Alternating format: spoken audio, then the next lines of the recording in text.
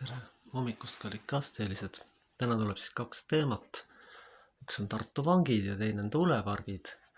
Ja aluseks tuleb Koguja raamatu 10. peatükist, salmid 5-8. Halb on asi, mida nägin päikese all, on see, kui eksitus tuleb võimukandja poolt. Rumalus pannakse kõrgele kohale, suured ja rikkad aga istuvad madalal. Ma olen näinud sulaseid hobuste seljas ja vürste käivad maas otsa kui sulaseid. Kes augu kaevab, langeb ise sinna sisse, kes müüri maha kisub, seda salvab madu. Aamen.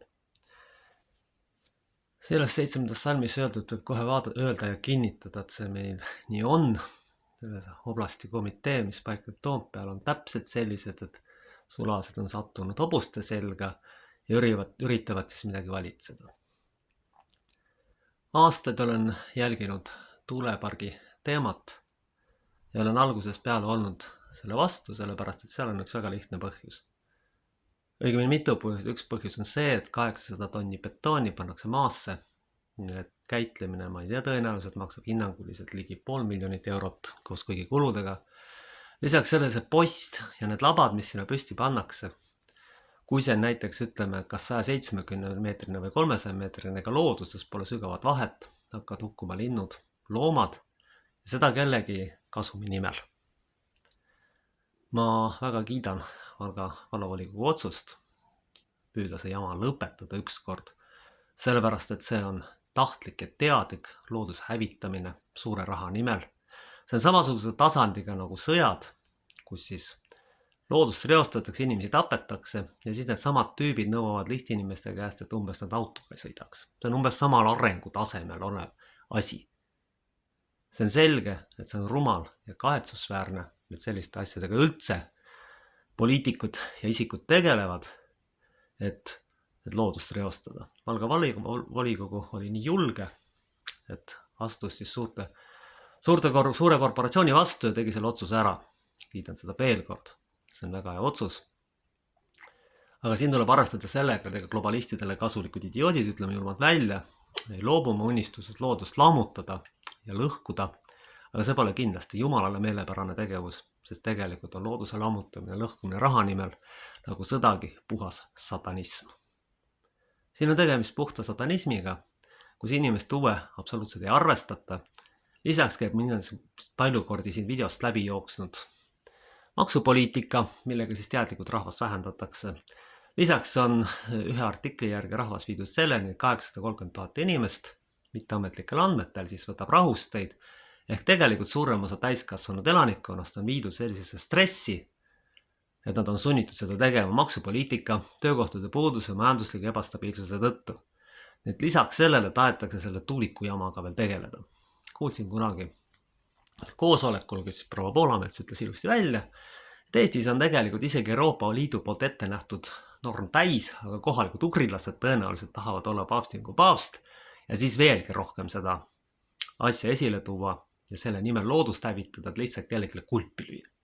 See on muide tüüpiline ugrilasele käitumine. See on klassikaline käitumine, mida siin aastakümneid ja aastasadu on kasutatud. Teine teema, mida ma tahtsin üles võtta, on siis Rootsi vangid. Siis on kindlasti allikas informatsioon, et 17. kuni 23. augustini tuleb siis esimene grupp vange Tartusse, kes on siis lihtsalt Rootsi islamistlikud retsidiivsed elemendid, tuuakse siia, keegi ei arvesta muidugi julgeolekuohuga, sellepärast et tüüpidel on käsk kätte antud, tuleb tüübid kohale tuua ja asi nii-öelda julmalt ära vormistada kohalike inimeste huve, mitte arvestades. Selleni oleme siis jõudnud. Ja see on uskumatult õudne ja kahetsusväärne, milleni need arengud on viinud, sest kohalikul rahvas käest jällegi keegi küsi, nagu tuuleparkidega puhul, sõidetakse inimestest üle, täiesti savi, mis seal on. Ilmselgete asjade puhul peab siis midagi tõestama, kui peavoolutüübid küsivad umbes, et miks see otsus tehti volikogu poolt. Ja saandke andeks, need on lihtsalt tegemist lollusega, kui sellist küsimust üldse esitatakse. Kas te tahaksite ise, et teil oleks kuskil, ütleme siis otse välja, poole kilomeetri kaugusel, mingi 170 meetrine, mingi monstrum on ju, millest eriti mitte midagi kasu ei ole tegelikult.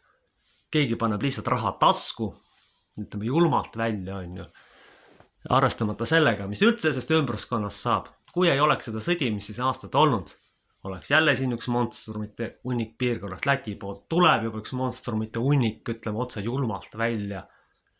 Loodust kahjustav tegevus, mõtleks lausa kuritegelik tegevus suure raha nimel. Kui palju linnukesi ja loomakesi seal surma saab, nendel on täiesti kama kaks nendel arendajate, ega neid ei huvitagi peale enda raha mitte miski, nagu ikka seal suures äris kahjuks sageli on. Samasugune äringa ja tegelikult sõda, kus siis suure raha nimel lihtsalt inimesi notitakse. Siin ei ole muidugi otsesest notimisega tegemist, vaid lihtsalt loodusele kahju tekitamine, et keegi lükkab lihtsalt selle raha tasku seal, nagu ikka ärist käib, aga ei huvita see, mis siis teistest saab, mis siis saab loodusest, mis saab nendest inimestest, kes siin elavad, milline on mürakahjustus, milline on visuaalne kahjustus, milline on looduse kahjustus. 800 tonni betooni on väga jõhker kogus. See ei lagune seal nii pea aastasadu sees. Sinna pannakse ju rauad ka veel sisse. Issand jumal küll, mida te inimesed teete. Tuuakse võõra kultuuriruumi vangid siia sisse. No ega eriti äge on ikka see elu siin. No ja siis tüübid toovad oma kuritegeliku võrgustikuga siia. Selles ma üldse absoluutselt ei kahtle. Ja mis siis saab sellest julgeolekust? Nii saagi mitte midagi. See kuritegevus tõuseb lõpuks lakke, kui on piisavalt neid gruppe siia tuua. See on globalistidele, kasulikud idiootide teadlik taotlus. Aga ma ei saa muidugi tahta midagi nendest, nagu siin pühakirjas on öeldud, et sulased, kes istuvad hobuste seljas, jäävad ikkagi sulasteks, sellepärast, et ega inimese mõtlemine, olemus ikkagi ei muutu. Me võime anda sulasele ka 500 kõrgharidus või ma ei tea mis kraade, aga tema geneetilises koodis puudub analüüsi ja mõtlemisvõim. Selles on probleem. Selles on probleem. Ja seda probleemi me mitte millegiga ei ole võimelised lahendama. Mitte millegiga ei ole võimelised lahendama. Mainin ka vahepeal ära, et jah, nagu te näete, mul on täna teine riietus. Tegemist on siis Soome diakoni särgiga, et tänane sõnum on rohkem poliitiline kui vaimulik. Sellepärast see nii on, aga põhimõte on ikkagi looduse hävitamises ja otseselt Jumala vastu astumises. Sellepärast, et ikkagi, kui te seda teete, siis 2 asja, tuulepargid kahjustavad loodust ja teine asi, vangide toomine, kasvatab kindlasti kohe kuritegevust, sest sealt kriminaalsele kultuuriruumile ei ole mitte nii iseloomulik nagu siin uuritingimuses üksi tegutsemine, nagu kõigis muudes valdkondades, vaid ikkagi struktuuriga. Kui tuuakse see element siia, saabuvad ka mingil hetkel nende toetajad, need grupid, kes siis hakkavad siin kohalikku keskkonda hävitama, lõhkuma, pomme panema ja jumal teab millega tegelema. Ja muidugi globalistidele kasulikud idioodid lihtsalt käidavad käske, need proovivad kindlasti rohkem teha, kui need nii-öelda nõutakse, peremehed nõuavad. See on see küsimus. Selles on see tegelikult see probleem. Te kujutate ette, et te olete Tartu tänavale mingi tüüp on pommi näiteks. Ei, selle peale need oblastikomitee tüübid ei mõtle üldse. Need on täiesti ükskõik. Täiesti ükskõik, mis teist saab. Peasid saab mingi kulpilüüa ja raha tasku panna ja ongi jälle nüüd korras. Selles on see asi. Samamoodi maksud ja kõikide euronormide täitmisega. Savi täidame normi ära. Mis rahvas saab, see üldse ei huvita. See on täiesti ükskõik. Omakorda kiidan ka põllumehi sellest, et tullakse 25 august välja ikkagi tüüpide vastu meelt avaldama, et jälle pool raha võetakse Naljeva. Euroopa Liidust ei saada nii palju.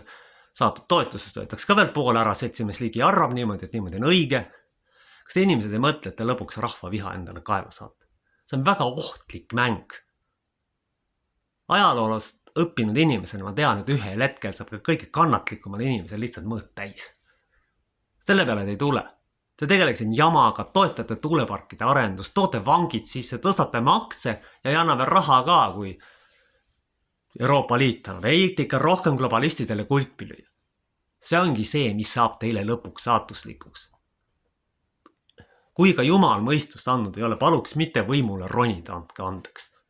Ahmus ja lollus on ikka piiritu, mis sealt igalt poolt vastu vaatab. Ma mõtlen kõige ülemist ešeloni just.